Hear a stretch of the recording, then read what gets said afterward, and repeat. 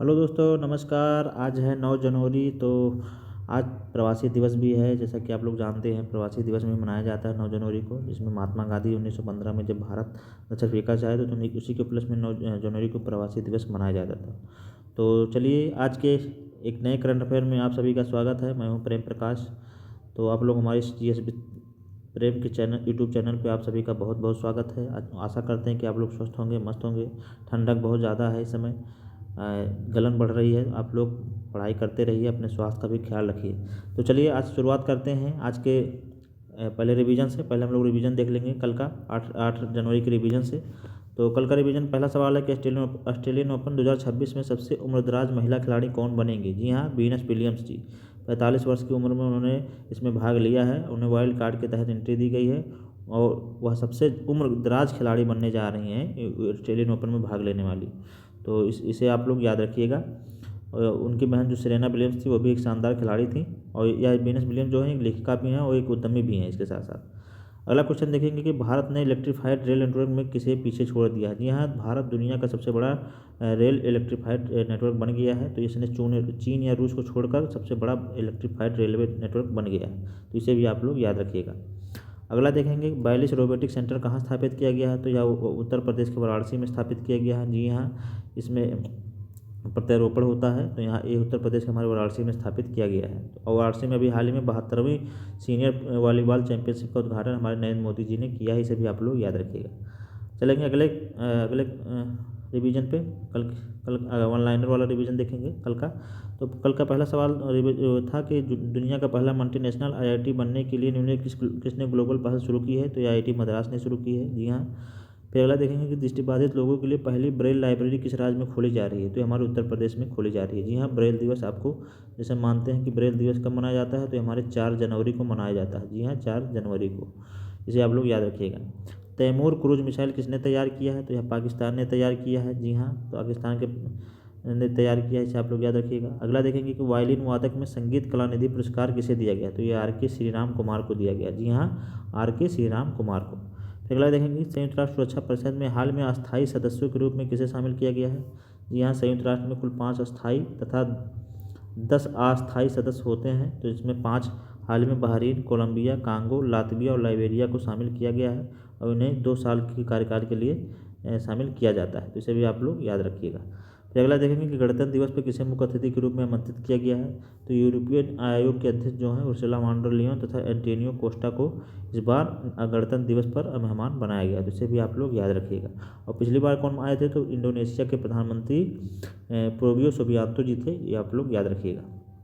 तो यह था हमारा कल का करंट रिवीजन। अब हम लोग चलेंगे आज के पहले सवाल पे। तो आज का पहला सवाल हम लोग शुरुआत करते हैं आज के पहले सवाल से, आज के करंट अफेयर के 9 जनवरी के।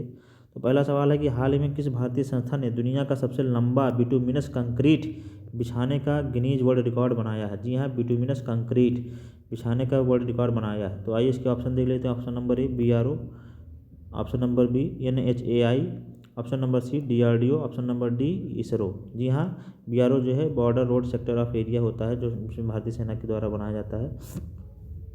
तो यहाँ पर हम लोग इसका ऑप्शन राइट ऑप्शन होगा ऑप्शन नंबर B NHAI। आइए इसकी व्याख्या हम लोग देखेंगे अगले स्लाइड पे, वहाँ पढ़ेंगे। इसका राइट आंसर होगा भारतीय राष्ट्रीय राजमार्ग प्राधिकरण NHAI। NHAI ने आंध्र प्रदेश में बेंगलुरु कडापा विजयवाड़ा, जी हाँ, बेंगलुरु के कडापा विजयवाड़ा आर्थिक गलियारे NH 544G के निर्माण के दौरान लगातार बिटुमिनस कंक्रीट बिछाने के 2 गिनीज वर्ल्ड रिकॉर्ड स्थापित किए हैं। यह उपलब्धि भारत की उन्नत सड़क निर्माण तकनीकी गति को दर्शाती है। मुख्यमंत्री N चंद्रबाबू नायडू ने इसे ऐतिहासिक सफलता की सराहना की है। तो यहाँ हम लोगों ने देख लिया कि भारतीय राष्ट्रीय राजमार्ग प्राधिकरण ने जो बेंगलुरु के कडापा विजयवाड़ा आर्थिक गलियारा है, वहाँ पे बिटुमिनस कंक्रीट बिछाने का रिकॉर्ड बनाया है। तो इसे आप लोग याद रखिएगा। कहाँ बनाया है, कडापा विजयवाड़ा में, बेंगलुरु, आंध्र प्रदेश। और यह कहाँ पे है, किसी नेशनल हाईवे पे है। तो नेशनल हाईवे 544G पर है। तो इसे आप लोग याद रखिएगा। फिर अगला देखें NHAI के बारे में देखेंगे। National highway authority of India, इसकी स्थापना 1828 में थी। इसके पहले अध्यक्ष योगेंद्र नारायण जी थे, इन्हें इसका जनक माना जाता है। और स्वर्णिम चतुर्भुज योजना, भारत माला परियोजना भी हमारे राजमार्ग से संबंधित है, राजमार्ग के निर्माण से, इसे आप लोग याद रखिएगा। और सड़क एवं राष्ट्रीय राजमार्ग मंत्री इस समय कौन है, तो आप लोग जानते होंगे, हमारे ये नितिन गडकरी जी हैं। जी हाँ, नितिन गडकरी जी हैं, आप लोग इसे जानते हैं, बहुत ईमानदार मंत्री के रूप में गिने जाते हैं। तो अब हम लोग चलेंगे आज के अगले सवाल पे। आज का दूसरा सवाल देखेंगे। आज का दूसरा सवाल है कि विकसित यंग लीडर डायलॉग 2026 का आयोजन कहाँ किया जा रहा है। जी हाँ, विकसित यंग लीडर डायलॉग 2026 का आयोजन कहाँ किया जा रहा है। इसके ऑप्शन देख लेते हैं। Option number A Hyderabad, option number B Lucknow, option number C Delhi, option number D Chennai. तो इसका राइट आंसर होगा option number C New Delhi. आइए इसकी व्याख्या हम लोग देखेंगे अगले स्लाइड पर।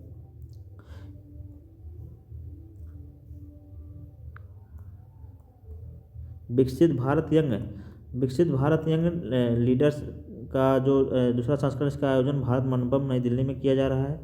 यह संवाद का दूसरा संस्करण है और यह 9 से 12 जनवरी 2026 तक नई दिल्ली के भारत मंडपम में आयोजित होगा। इसका मुख्य उद्देश्य जो है, विकसित भारत 2047 के लक्ष्य को प्राप्त करने के लिए युवाओं की भागीदारी सुनिश्चित करना है। यह जो है प्रधानमंत्री मोदी ने 12 जनवरी को राष्ट्रीय युवा दिवस के अवसर पर इसमें शामिल होकर देश भर के युवा नेताओं के साथ संवाद करेंगे।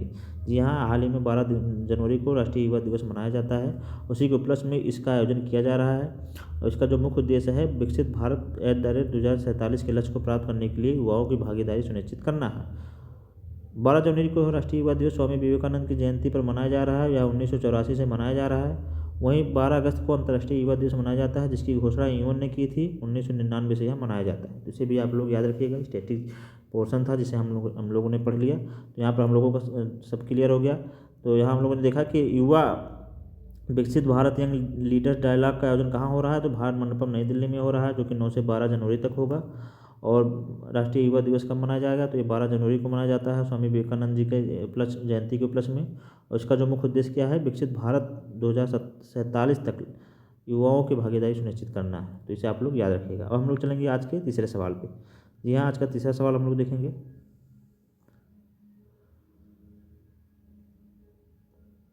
तीसरा सवाल देखेंगे कि 39वें सूरजकुंड अंतर्राष्ट्रीय शिल्प मेले के लिए थीम राज्य किसे चुना गया है, तो उत्तर प्रदेश को चुना गया है। जी हाँ, 39वें सूरजकुंड अंतर्राष्ट्रीय शिल्प मेले के लिए थीम राज्य किसे चुना गया है, तो यहाँ उत्तर प्रदेश को चुना गया है। उत्तर प्रदेश उसकी समृद्ध है हस्तशिल्प परंपरा के कारण 39वें सूरजकुंड अंतर्राष्ट्रीय शिल्प मेले 2026 के थीम राज्य के रूप में चुना गया है। यह मेला हर साल हरियाणा के फरीदाबाद में लगता है, तो इसे भी आप लोग याद रखिएगा। तो जी हाँ, यहाँ पर जो सूरजकुंड मेला है हमारे हरियाणा फरीदाबाद में लगता है। और इस बार इस मेले की थीम के लिए हमारे उत्तर प्रदेश को चुना गया है, इसे भी आप लोग याद रखिएगा। ये हमारे यूपी स्पेशल से भी संबंधित सवाल था, इसे आप लोग याद रखिएगा। फिर अगला देखेंगे, डीआरडीओ द्वारा विकसित स्वदेश डिवाइस का क्या काम करता है। जी हाँ, डीआरडीओ जोधपुर प्रयोगशाला में स्वदेश सी वाटर डिजिलिनेशन सिस्टम विकसित किया गया है। डीआरडीओ के द्वारा ये जो स्वदेश डिवाइस है विकसित किया गया है। यह एक पोर्टेबल सी वाटर डिजिलिनेशन सिस्टम है। यह डिवाइस समुद्री जल से नमक हटाकर उसे पीने लायक बनाता है, तो इसे आप लोग याद रखिएगा। हमारे एग्जाम में पूछा भी जा सकता है कि स्वदेश डिवाइस क्या काम करता है, किसने विकसित किया है। तो यह काम करता है कि यह समुद्री जल को नमक हटाकर पीने लायक बनाता है। यह सी वाटर डिजिलिनेशन सिस्टम जो है विकसित किया है, यह डीआरडीओ ने विकसित किया है। कहाँ पे विकसित किया है, इसे जोधपुर प्रयोगशाला में, तो इसे आप लोग याद रखिएगा। अब हम लोग चलेंगे आज के ऑनलाइनर के इस पे देखेंगे, ऑनलाइनर के फैक्ट पे। तो सबसे पहला ऑनलाइनर है कि भारतीय विशिष्ट पहचान प्राधिकरण UIDAI द्वारा आधार शुभंकर का क्या नाम है। जी हाँ, हाल ही में भी भारतीय विशिष्ट पहचान प्राधिकरण के द्वारा एक आधार शुभंकर लॉन्च किया गया है। इसका नाम क्या है, तो इसका नाम उदय है। जी हाँ, इसे आप लोग याद रखिएगा, इसका उदय नाम है। फिर अगला देखेंगे, थान थाई पेरियार वन्यजीव अभयारण्य। थान थाई पेरियार वन्यजीव अभयारण्य किस राज्य में है, तो ये हमारे तमिलनाडु में है, इसे आप लोग याद रखिएगा। अगला देखेंगे, वेब एक्स पहल किस मंत्रालय ने जारी किया है, तो यह सूचना और प्रसारण मंत्रालय ने जारी किया है। जी हाँ, वेब एक्स पहल जो है सूचना मंत्रालय द्वारा जारी किया गया है। फिर अगला हम देखेंगे कि 69वें नेशनल स्कूल गेम्स किस राज्य में शुरू किया गया। जी हाँ, यह पंजाब राज्य में शुरू किया गया, जहाँ के CM भगवंत मान जी हैं आम आदमी पार्टी से। फिर अगला देखेंगे कि भारत ने EB-4 वीज़ा बिजनेस किस देश के लिए लॉन्च किया गया है। जी हाँ, भारत ने EB-4 वीज़ा बिजनेस किस देश के नागरिकों के लिए लॉन्च किया, तो चीन के लिए। जी हाँ, चीन के जो उद्यमी हैं उनके लिए लॉन्च किया गया है यह वीज़ा, भारत ने इसे लॉन्च किया है, इसे आप लोग याद रखिएगा। फिर अगला देखेंगे कि कैलिमारिया मिजोरमेंसिस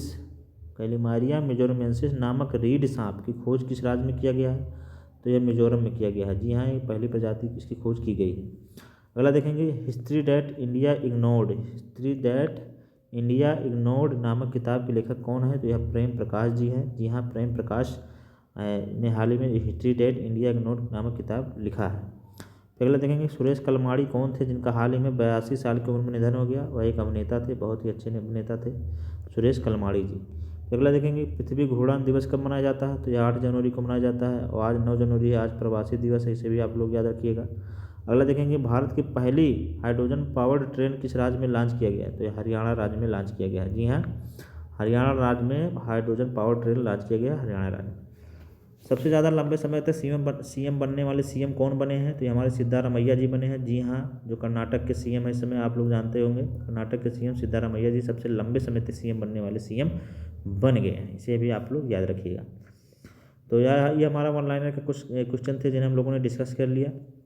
अब हम लोग चलेंगे आज के लास्ट सेगमेंट पे। जी हाँ, आज हमने केवल क्वेश्चन ऑफ द डे रखा है, आज स्टैटिक जीके का पोर्शन नहीं रखे हैं। तो आज हम चलेंगे क्वेश्चन ऑफ द डे में।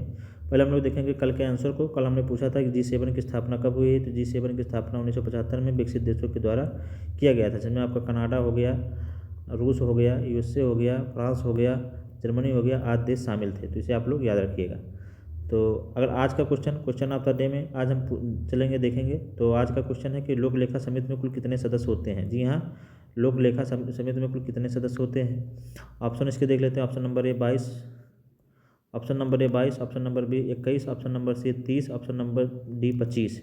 तो इसका राइट आंसर आप लोग हमारे कमेंट बॉक्स में दीजिएगा कि लोक लेखा समिति में कुल कितने सदस्य होते हैं, और बताइए कि लोक लेखा समिति में सब कितने सदस्य टोटल होते हैं, और कितने कितने सदस्य कहाँ कहाँ से होते हैं ये भी आप लोग बताइएगा। तो आज का करंट अफेयर का सेगमेंट हुआ समाप्त। आप लोगों को ये क्लास कैसी लगी आप लोग जरूर हमारे कमेंट बॉक्स में बताइए। साथ ही साथ हमारी टेलीग्राम चैनल GS विद प्रेम को आप लोग सब्सक्राइब कर लीजिए, और यहाँ इस यूट्यूब चैनल पर आपको NCERT की MCQ 6 से लेकर 12 तक की वो भी आपको कराई जा रही है। आप हमारे प्लेलिस्ट में जाके देख सकते हैं। 3-4 वीडियो यहाँ पे 3 वीडियो अपलोडेड है, बाकी चौथा वीडियो जल्दी आज आप लोगों को मिल जाएगा। साथ ही साथ यहाँ पर थ्योरी सेगमेंट में भी आपको GS और GK की शानदार क्लास कराई जा रही है, जो कि आपके सभी एग्जामों के लिए बहुत ही महत्वपूर्ण है। वहाँ पर भी आप जाके देखिए, क्लास आपकी अपलोड हो गई है, उसे आप जाके देख सकते हैं। तो यहाँ पर आपको तैयारी के लिए हर चीज़ उपलब्ध कराई जाएगी। आप बस हमारे इस चैनल से जुड़े रहिए और इसको लाइक सब्सक्राइब अपना प्यार स्नेह देते रहिए। तो चलिए फिर हम लोग मिलेंगे एक नए करंट अफेयर में एक नई वीडियो के साथ। और आप लोग हमारे इस करंट की वीडियो को डेली देखिए, क्योंकि करंट का जो सेगमेंट है 10 से 20 मिनट में आपको इतनी चीज़ें कवर करा दी जाती हैं कि वह आपको 1-2 घंटे की क्लास में भी नहीं मिलेंगी। तो इसे आप लोग ज़रूर किया करें। और यहाँ पर साथ ही साथ आपका स्टैटिक जीके का भी पोर्शन मजबूत किया जाता है इसी करंट अफेयर वीडियो के साथ। तो इसे आप लोग ज़रूर ज्वाइन करें, और फिर हम मिलेंगे नई वीडियो में एक नई क्लास के साथ। तब तक के लिए पढ़ते रहिए, आप लोग स्वस्थ रहिए, मस्त रहिए। नमस्कार, जय हिंद।